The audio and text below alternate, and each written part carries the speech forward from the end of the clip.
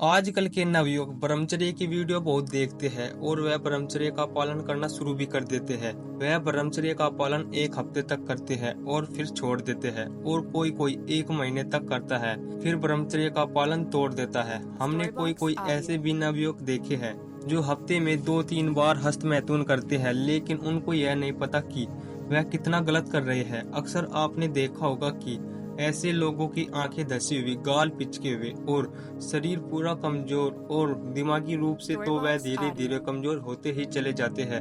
अगर आपको इन सारी समस्याओं से बचना है और ब्रह्मचर्य में स्थित होना है तो इस वीडियो में हम आपको बताएंगे कि ब्रह्मचर्य क्या है, ब्रह्मचर्य का पालन कैसे करें, ब्रह्मचर्य का पालन करने से आपको क्या फायदे होंगे। इन सारे प्रश्नों का उत्तर आपको इस वीडियो में मिलेगी, इसलिए इस वीडियो को बड़े ध्यान से देखना। तो इस विषय की शुरुआत करते हैं।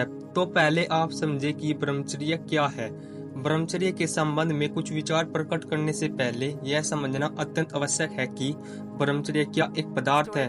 जब तक आपको इसके सही अर्थ नहीं बताए जाएंगे तब तक आपको समझने और दूसरों को समझाने में समस्या होगी। वास्तव में ब्रह्मचर्य एक शब्द नहीं है, यह 2 शब्दों के योग से बना है, एक ब्रह्म दूसरा चर्य। इस प्रकार तो ब्रह्म और चर्य इन दोनों के भिन्न भिन्न स्थानों पर अनेक अर्थ होते हैं। जैसे ब्रह्म शब्द के अनेक अर्थ है, जैसे ईश्वर, वेद, वीर्य, मोक्ष, धर्म, सूर्य, ब्राह्मण, गुरु, योग, सत्य, आत्मा, मंत्र, अन्न, द्रव्य, जल, महत्व, साधन और ज्ञान आदि।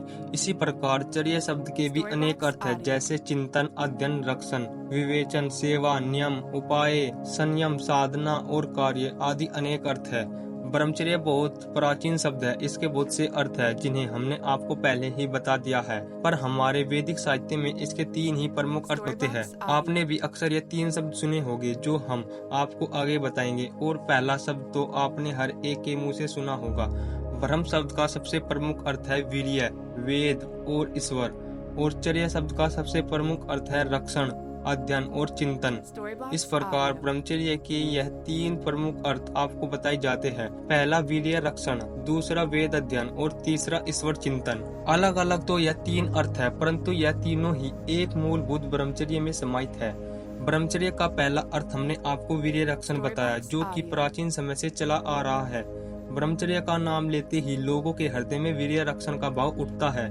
यह साधारण रूप से अब भी संसार में प्रचलित है। ब्रह्मचर्य का दूसरा अर्थ हमने आपको वेद अध्ययन बताया है। यह अर्थ वीर्य रक्षण के साथ ही प्रचलित था। ब्रह्मचर्य की अवस्था में वेद अध्ययन एक प्रधान कार्य समझा जाता था। यह शब्द संसार में थोड़ा कम प्रचलित है। और ब्रह्मचर्य का तीसरा अर्थ हमने आपको ईश्वर चिंतन बताया है। यह भी प्राचीन काल में उद्देश्य रूप में माना जाता था। वीर्य रक्षण और वेद अध्ययन के साथ साथ ईश्वर चिंतन भी होता था। ब्रह्मचर्य में वीर्य रक्षण, वेद अध्ययन और ईश्वर चिंतन, इन तीनों बातों की ही सिद्धि होती है। इसका मतलब यह है कि एक साथ वीर्य रक्षण करना, वेद अध्ययन करना तथा ईश्वर चिंतन करना का नाम ही ब्रह्मचर्य है। इन्हीं 3 महत्वशाली शब्दों की एकाग्र होने को ही ब्रह्मचर्य कहते हैं। इन 3 शब्दों के कारण ही ब्रह्मचर्य शब्द की उत्पत्ति इस संसार में हुई है। यजुर्वेद में कहा गया है, तदेव शुक्र तद ब्रह्म ता आप स प्रजापति। इस श्लोक का अर्थ है कि वही वीर्य है, वही ईश्वर है, वही जीवन है और वही सृष्टि कर्तव्य है। कहने का मतलब यह है कि जो मनुष्य वीर्य को धारण करता है वही सृष्टि कर्तव्य है, वही जीवन है।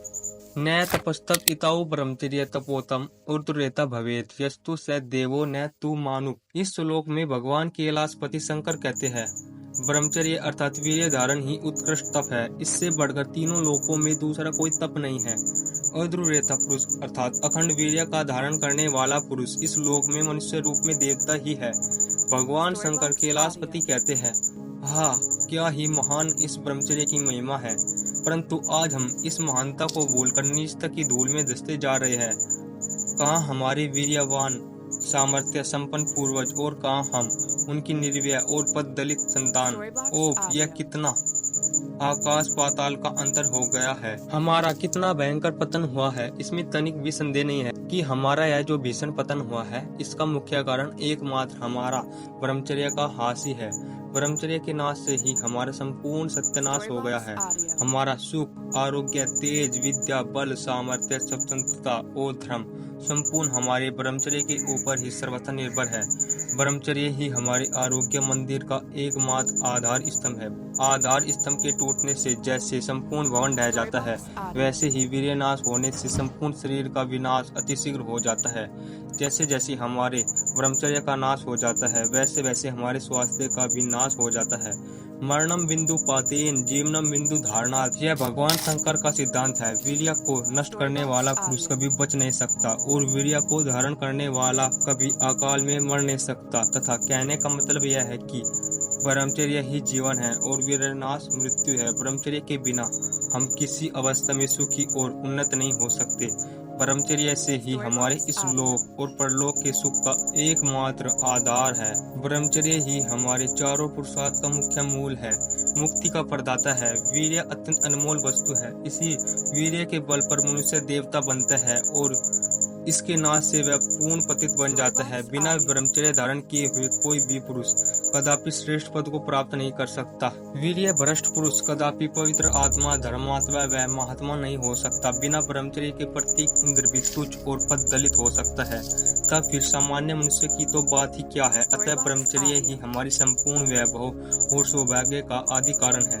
ब्रह्मचर्य ही श्रेष्ठता, स्वतंत्रता और संपूर्ण उन्नति का बीज मंत्र है। ब्रह्मचर्य ही हमारी संपूर्ण सिद्धियों का एकमात्र रहस्य है।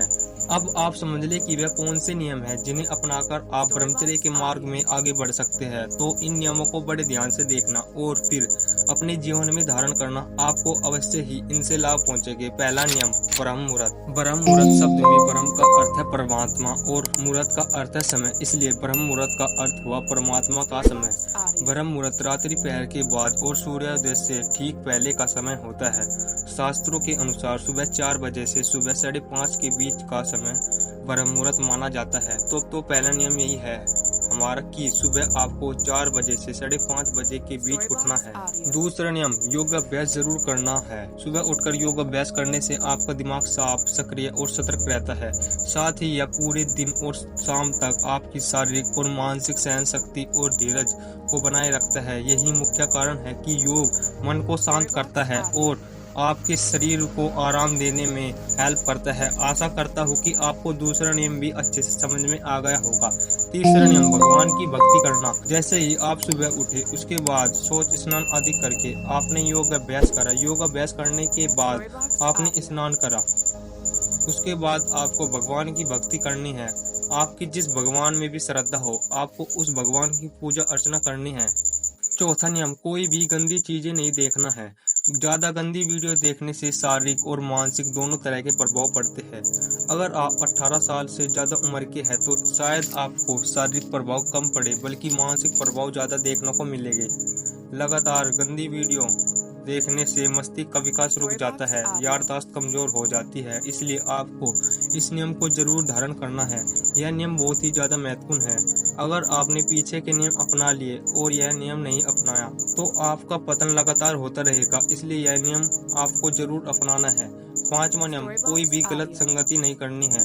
बुरी संगति वाले व्यक्ति को जीवन में परेशानियों का सामना करना पड़ता है। गलत संगत वाले व्यक्ति का जीवन तबाह तक हो जाता है। इसलिए शास्त्रों में वर्णित है कि व्यक्ति को गलत आदतों और गलत संगत से बचकर रहना चाहिए। चाणक्य कहते हैं कि मित्रता करते समय व्यक्ति को सावधान रहना चाहिए। अगर आपको इस विषय से संबंधित कुछ समस्या है तो आप कमेंट बॉक्स में पूछ सकते हैं। अन्य महत्वपूर्ण विषयों पर चर्चा होती रहेगी। आप सभी के लिए प्रार्थना, सभी के लिए मंगल कामना। ओम नमः शिवाय।